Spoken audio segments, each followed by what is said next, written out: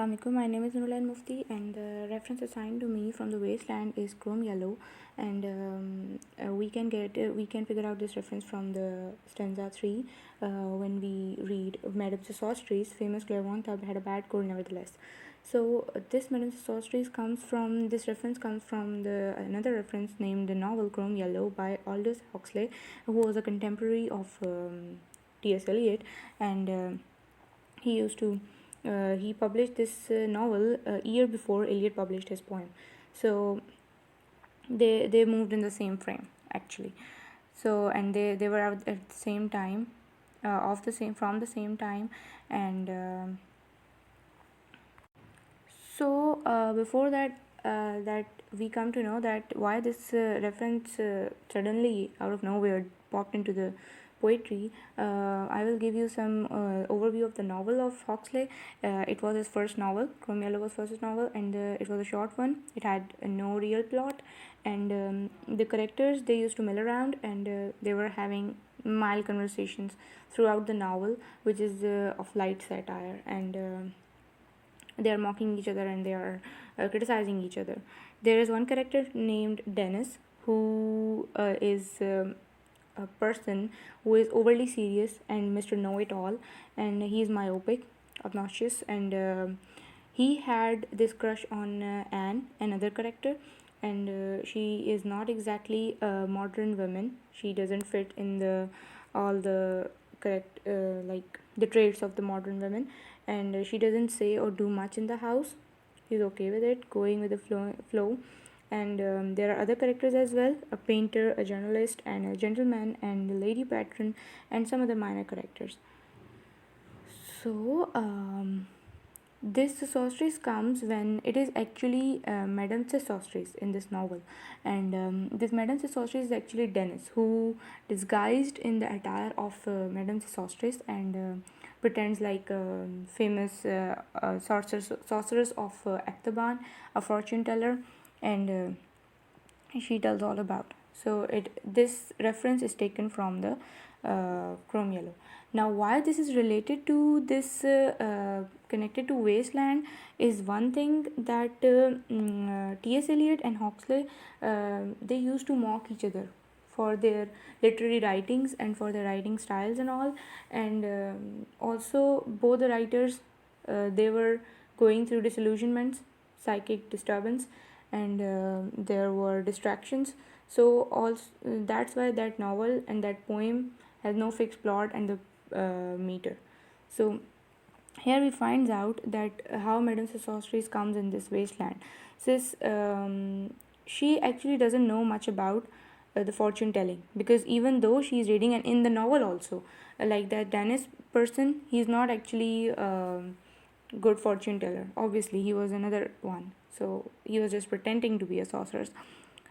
So in the poem, she doesn't know about fortune telling, and while she is reading the fortune of this person, of this protagonist, we can say, she doesn't actually know the real fortune of that person, and she finds that his card is the Phoenician sailor, and she warns him against death by water, as he said. As she said that fear death by water, don't go near it, and then but she is not realizing that the other inhabitants of the modern wasteland is that the way into life may be by death itself. So the drowned Phoenician sailor is a type of fertility god, like we have read about it, that it is a type of fertility god whose image was thrown into the sea annually as a symbol of death of the summer. So we can say that it was the Egyptian tradition, I guess, and so here it is connected to the poetry, and there is the theme of this mortality, disillusionment, and making people believing on the fake things. This was all modernism was about, and here we can clearly relate this reference to this wasteland. That was all from me. Thank you so much. Assalamu alaikum, my name is Mariam Naeem, and I'm going to discuss the themes, the settings, and the characters, or at least the relevant characters from Chrome Yellow and the preface to The Flowers of Evil by Aldous Huxley and Charles Baudelaire, respectively. So, starting with Chrome Yellow, Chrome Yellow is based in or set in the Chrome Mansion, and the Chrome Mansion is owned by the Wimbushes. We have Henry Wimbush, who is a writer, and he's trying to compile a history of the Chrome Mansion. And then we have Priscilla, who is described as a big headed woman, and she's obsessed with astrology and starcraft. And she believes in all this mumbo jumbo about horoscopes. Moving on, we have the main characters. We have Dennis Stone. He's a very sentimental, soft, sentient poet. And then we have his love interest, whose name is Anne Wimbush. And Anne is actually the Wimbush's niece.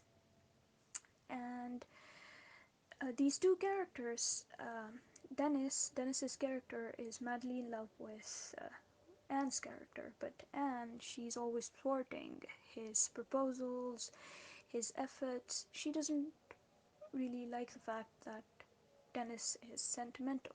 She wants him to confess his feelings with a little more conviction. Then we come to the most important character of Chrome Yellow, whose name is Mr. Skogan. Now, Skogan is actually Madame Sosostris. He, at one point in the novel, dresses up as a gypsy or a fortune teller and tries to goad a girl into marrying him. And then he also predicts that there is going to be a war. While he is pretending to be a gypsy, he predicts that there is going to be a war, and then he gives people false insights into their future, and all of these insights, they're really crooked. And in the novel, he is described as a fraudulent man, he's described as a cynic, and all of the other characters, they have a really terrible opinion of him. And he's like a foil character to Dennis's character, because where Dennis is really sentimental, Mr. Skogan is a very practical, like he's a very practical man, and he's actually practical to a fault. And another fun fact about the Chrome Mansion, or the settings of Chrome Yellow, is that it was like the Chrome Mansion is a caricature of the Garsington Manor, where both Aldous Huxley and T.S. Eliot would retreat for their writing. They would go there to write or to work on their poetry or novels, etc., etc. And now let's talk about the themes of Chrome Yellow. Chrome Yellow, the major themes are unrequited love and cynicism. And Skogan's character is basically a cynic. So the main themes are cynicism, unrequited love, the theme of war is also present, satire, because the novel was actually a satire on the British learned class or the British intellectuals. Then the novel was also a novel of manners, and it was a commentary on the trends of the time. So now, how does this play into this stanza, or how does this play into the wasteland or the burial of the dead? I think that the fact that Priscilla's character is obsessed with astrology, it uh, like ties really well into the whole Madame Sosostris thing. And then Madame Sosostris is someone who's disguised as a man, and like in one of the coming sections, we'll find out how she is also compared to the prophet Tiresias, who had two sexes, who was a hermaphrodite. He was part female and part male. So I think the reference, it's sort of autobiographical as well, because as I've already said, that the Chrome Mansion is a caricature of the Garsington Manor, where T.S. Eliot would frequently retreat for his writing.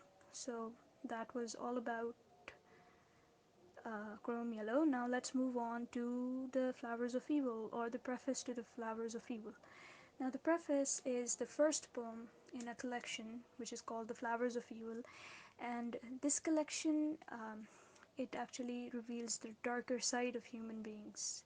And Charles Baudelaire was actually heavily criticized for writing these poems. Now, there aren't any characters, or there aren't any actors in this preface or the first poem, because the character is actually the readers. He's directly referring to the readers and addressing the poem to the readers. And he in this address to the readers, he says that we, the 19th, actually, it was a 19th century symbolist poet, so he is referring to the 19th century reader, and he tells them that, or tells him that you have strayed farther away from the path of God, and you're descending towards hell, and you have become obstinate in your sins, and you have lost hope in God's mercy, right? And at the very end, and again, where this line occurs, you hypocrite, you reader, my fellow, my brother. Um, at this point, he is actually criticizing people who have become bored or vain, people who have lost hope in the idea of regeneration, people who think that death is the end and that there is nothing beyond death, or that they don't have to actually pay for their sins or account for their sins.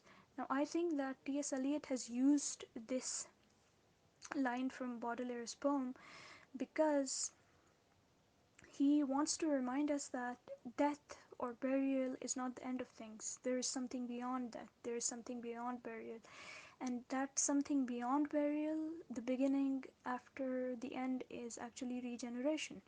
So again, this line, it reiterates the idea of the cycle of life, regeneration, rebirth, and also you'll notice that in this stanza, he will talk about gods who were dismembered or died and then were later resurrected or were reborn. So rebirth is the major theme in this entire stanza, and this line, it helps to reiterate or entrench that idea of regeneration. So these were my two references, and I hope I was clear enough.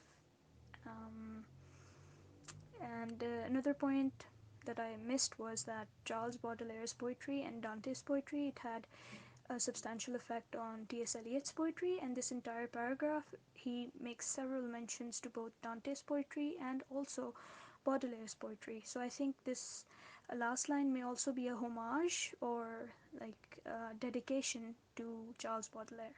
That's all from my side. Thank you very much. And the lines which are connected to this story of Fisher King is the this one. Here is the man with three staves, and by staves we mean the feminine. So this was the connection to that one. So the other story is of Chrome Yellow. I'll be discussing that also. So this is the first novel by British author Aldous Huxley, published in 1921. Huxley satirizes the fads and fashions of the time. It is a story of a house party at Crome. In this story, a diverse group of characters descend upon an estate of leech of the host. They spend most of their time like eating, drinking, and holding forth on their personal intellectual conceits. It revolves around the hapless love affair of Dennis Stone, who is a sensitive poet, and Anne Wimbish. Her uncle Henry Wimbish hosts a party at his country estate. So, Chrome Yellow is the name of that country estate, and that brings together a humorous quatrain of characters.